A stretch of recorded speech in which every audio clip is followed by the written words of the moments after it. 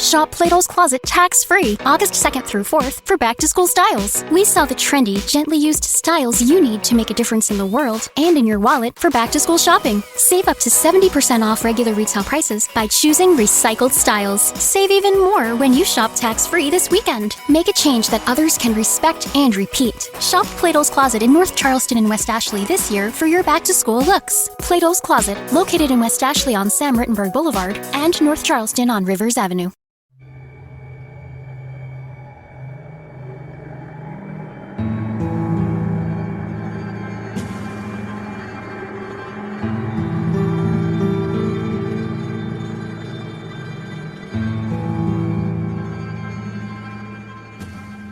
Biwangang Adventure and Mystery Series, Case File Number 2, Lihim ng Batong Bughaw, Kabanata 10, Tingga at Barya sa Palanggana.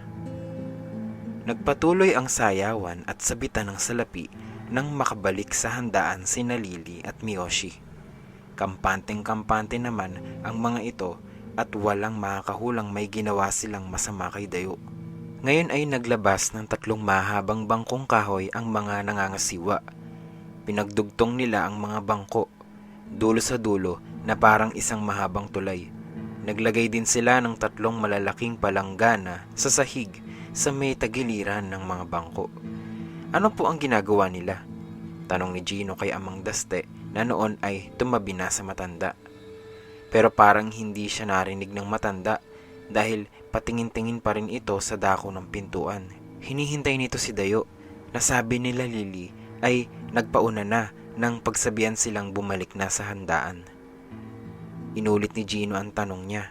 Aba, sabot ni Amang Daste, isa iyan sa kaugalian namin dito, iho, para sa mga kabataang tulad ninyo at sa mga dalaga at binata. Tutulay kayo sa bangko habang nagsasayaw. Kasabay nito ay maghuhulog kayo ng mga barya sa mga palangganang nasa sahig habang tumutulay at nagsasayaw. Ang mga hinuhulog ninyong barya ay ipagkakaloob din sa bagong kasal. Ah, ganun po ba? Napatigil sa pagsasalita si Gino. Malingaw-ngaw sa utak niya ang usapan ng ama at ni Teniente Toledo kanina. Posible raw na narito sina Rosa at Violet na kapwa na akusahan ng pagnanakaw ng rare coins na pinakawalan dahil walang matibay na ebidensya laban sa kanila at ni hindi nakita sa mga ito ang nawawalang rare coins. Maaring may kasabwat ang mga ito at baka dito sila magpasahan ng mga ninakaw na rare coins. Baka dito pa mismo sa paglalaglag ng mga barya sa palanggana. Pero imposible, naisip ni Gino. Bakit hindi na lang nila iabot sa kasama ang mga coins? Bakit kailangang idaan pa sa pagtulay at pagsayaw sa bangko? Natatawa ang kontra ni Gino sa sarili. Naisip niyang bumalik na nga lang sa kinaroroonan ni Kiko, Boging at Joe. Hoy, bati niya sa 3. Bilin sa akin ni Amang Dastoy na sumali raw tayo dyan sa pagsasayaw sa bangko ah. And I was dying inside to hold you. I couldn't believe what I felt for you. Dying inside, I was dying inside, but I couldn't bring myself to touch you. Nangingibabaw na sa ingay ng mga nagsasayang tao ang gasgas na tugtog ng plaka. Magsisimula na ang pagtulay sa bangko. Okay lang sa akin ang makisunod sa tradisyon, sabi ni Kiko. Pero bakit naman ganyan ang tugtog nila? Ayoko na yata. Kiko naman, sabi ni Joe. Nakakaya kay Amang Daste. Sige na nga, naiinis pa rin ang tono ni Kiko. Kaya lang kapag may makita akong kumukuha ng video sa pagtulay at pagsayaw ko, ora mismo, bababa ako. Baka naman natatakot kang masapawan kita sa pagsasayaw, paghamon ni Boging. Oh ha, ako pa. Sagot ni Kiko na nakataas ang kilay. Sa'yo lang matatakot ako? Malay ko. Ani Boging kasabay ng pagtayo niya para makipila na sa mga kabataan sa bangko. Nagulat ang lahat nang sumampa si Boging sa bangko. Medyo lumundo pa ang bangko sa bigat niya, pero hindi iyon pinansin ni Boging. Basta ganadong-ganado siyang magsayaw ng Maski Pops. Maski pa paano.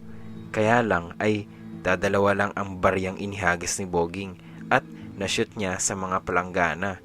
Pero wala siyang pakialam na nagpatuloy sa pagsayaw. Hindi naman mahulaan ng mga nanonood kung anong ginagawa ni Boging. Sumasayaw ba ito o parang lasing na gumigewang para huwag malaglag sa mga planggana?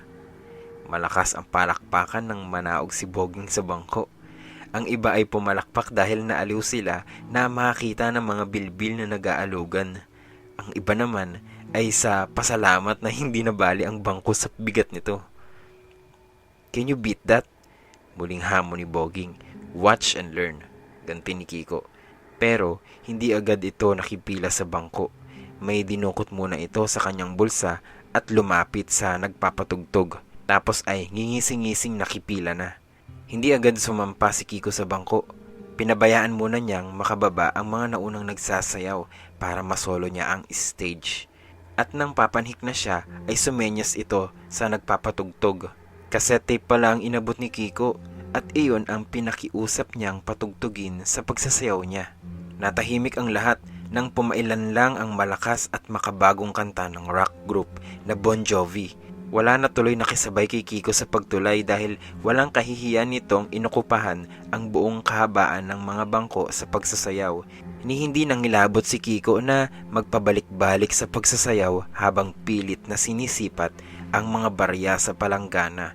Masakit na ang kamay ng mga ibang panauhin sa kapapalakpak at kilig na ang mga dalagita nang sa wakas ay natapos ito sa pagsasayaw. "Ang hirap pala no, Bogs," sabi ni Kiko sa kaibigan. "Biruin mo, nakatuon ang pansin mo sa pagsasayaw at sa pagtulay sa bangko, tapos maduling-duling ka pa sa pagsisipat sa palanggana para huwag sumala ang barya." "Ha?" Pagtataka ni Boging. "Kailangan bang i-shoot ang mga barya sa palanggana?" Nagkatawanan na lang sila na aliw sa naging karanasan. Si Gino ay tumulay din sa bangko, pero kulang ito at hindi nagwala tulad ni Kiko at Boging. Si Joe naman ay naghihintay na ng kanyang pagkakataon para tumulay din. Dahil nakatuon ang atensyon ng apat sa mga nagsasayaw sa bangko, ay hindi nila napansin ang pagdating ni Eric. Lumingalinga itong may hinahanap. Nang mamataan sina Lily at Miyoshi ay ngumiti ito at sumenyas ng okay sa pamamagitan ng kanang kamay. "Nasa akin na ang mga rare coins ni Tandang Daste," ang pinahihiwatig ni Eric kina Lily. Palapit na si Eric sa dalawa nang may mamataan siyang pamilyar na mukha. Nagitla si Eric nang makilala ang lalaking nakatayo sa isang sulok na pasimpleng nagmamasid. Si Teniente Toledo. Biglang kinabahan si Eric dahil alam niyang sila ang pakay nito. At kapag natagpuan sa kanya ang mga rare coins ay tiyak na aarestuhin siya. Muling sumenya si Eric kay Lily. Ininguso niya ang tenyente sa kakutsaba. Nagitla rin si Lily nang mamukaan ang nasa sulok. Kailangang maitago agad nila ang mga rare coins. May naisip si Lily. Isinenyas niya iyon kay Eric pero hindi agad nito naintindihan. Inulit ni Lily ang patagong pagturo niya sa mga tumutulay sa bangko. Napangiti si Eric nang makuha nito ang sinisenyas ng babae.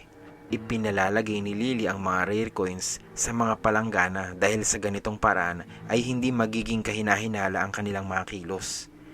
Sinikap ni Eric na makasingit sa mga ibang nakapila sa dulo ng bangko. Pinagpilitan niya ang sarili para siya ang sumunod na papanhik kahit pa maitulak na niya ang dalagitang pumoporma ng sumampa sa bangko. Halos mapasigaw si Joe sa gulat nang may humablot sa likod niya at pinigil siyang sumampa. Nakipag-unahan pa ito. "Sasapakin ko to eh," naisip ni Joe pero pinakalma niya ang sarili dahil ayaw niyang mag-iskandalo sa handaan. Pinabayaan na lang niya ang nagkukumahog na lalaki at hindi na siya sumunod dahil baka masapak lang niya talaga yun. Pamilyar ang porma nito naisip pa ni Joe. Pero hindi niya makita ang mukha nito dahil nakatalikod ang makulit na lalaki sa kanya. "Nyi," sabi ni Joe sa sarili. "Sisingit-singit, nakakadiri naman palang sumayaw. Parang kinakabagan na hindi mailabas." Gusto na niyang itulak pababa ng bangko ang bastos na sumingit sa kanya. At lalong nainis si Joe nang marinig at makita niya ang inihulog ng lalaki sa unang palanggana. 3 piso lang ang inihulog nito. Sa ikalawang palanggana naman ay 5 piso. Pero sa pangatlong palanggana, ibang klaseng tunog ang nadinig ni Joe nang tumama ang 4 na bariyang inihagis nito. Grabe naman sa kakuriputan to, naisip pa ni Jo. Parang nakakaloko ah. Mabuti pang naghulog na lang siya ng 10 o 5 na mukhang lulutang sa tubig, kesa naman tingga. Magkatabing muli sina Gino, Kiko at Boging upang panoorin ang gagawing pagtulay ni Jo sa bangko. Nagpalakpakan sila nang mapansin ni Gino ang namumuong inis sa mukha ni Jo. Pinandidilatan ng dalagita ang lalaking nakasuot ng maong na jacket na tumutulay sa bangko. Napailing si Gino sa katarayan ng kapatid nang maisip niyang pamilyar ang itsura ng lalaki. Lumigid si Gino sa kabilang dulo ng bangko. Gusto niyang makita ang mukha ng lalaki na ngayon ay pababa na ng bangko. Parang kilala niya to. Binilisan ni Gino ang paglalakad dahil nakababa na ang lalaki at nagsusuot na ng shades. Pero bago pa maisuot ng lalaki ang salamin ay nagkatitigan sila Gino. Si Eric! Biglang tumalikod si Eric at mabilis na naglakad palabas ng reception hall. Lumakas tuloy ang kutob ni Gino na hindi mabuti ang pakay ng lalaki.